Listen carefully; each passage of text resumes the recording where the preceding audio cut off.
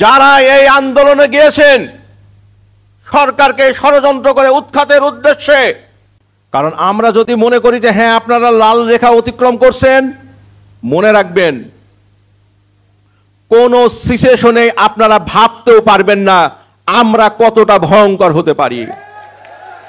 মনে রাখবেন এটা দৌলতপুর, আজকে দৌলতপুরে বিগত অন্যান্য কোনো এমপি বা উপজেলা চেয়ারম্যানের মতো যুগ নাই।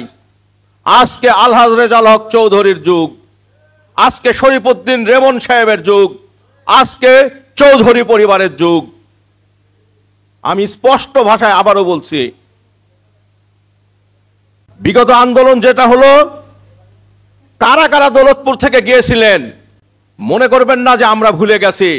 আমরা প্রত্যেকের প্রশাসনের সহযোগিতা নিয়ে বিভিন্ন ভিডিও ফুটেজ বিশ্লেষণ করে আমরা তাদের কিন্তু তালিকা করছি।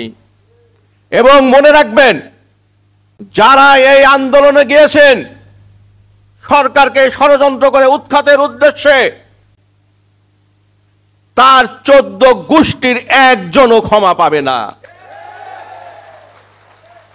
মনে করবেন আমাদের ইতিহাস 2014 সাল থেকে 2018 সাল যখন আমরা সংসদ সদস্য ছিলাম, দৌলতপুর থানায় আমরা যেমন কোনোভাবেই কোনো বিরোধী দলীয় চক্রান্ত সফল হতে দিই নাই, আজকেও দৌলতপুর থানায় আমরা এটা সফল হতে দেব না।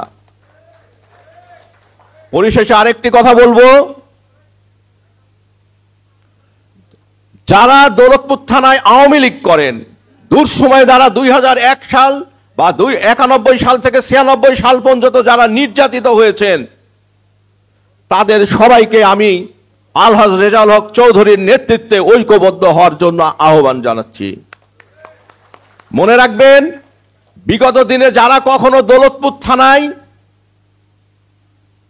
আওয়ামী লীগ তথা নৌকা মার্কার জন্য নিজের ভোটটা পর্যন্ত দিতে আসে নাই, যারা দৌলতপুর থানায় একটা নির্বাচনে পর্যন্ত 2019 সালের আগ পর্যন্ত দৌলতপুরের নিজের ভোট পর্যন্ত যারা মনে করে সেটাও যারা দিতে আসে নাই, যারা কখনোই বিএনপির দ্বারা একটা মামলাও খায় নাই, যারা বিএনপির বিরুদ্ধে একটা মামলার বাদী পর্যন্ত হয় নাই, যারা বিএনপির দ্বারা নির্যাতনের সময় যখন ঢাকায় পালাইছিল তাদের পাশে যারা কখনোই তারা দাঁড়ায় নাই, তারা যতবার নির্বাচনের সময় আসে তারা দৌলতপুরের স্বপ্ন দেয়, নির্বাচনের আগে আসেন এমপি হওয়ার স্বপ্ন নিয়ে, মনোনয়ন পান না, ঢাকায় ফেরত চলে যান।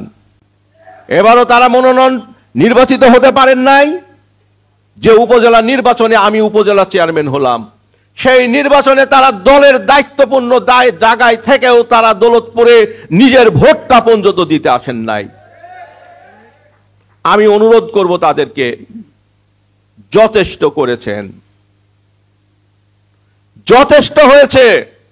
কারণ আল্লাহ না করুক আগামী দিনে যদি কোনো খারাপ কিছু ঘটনা ঘটে, বিগত দিনে যারা আমরা 1 থেকে 6 সাল পর্যন্ত আমরা যারা নির্যাতিত হয়েছিলাম,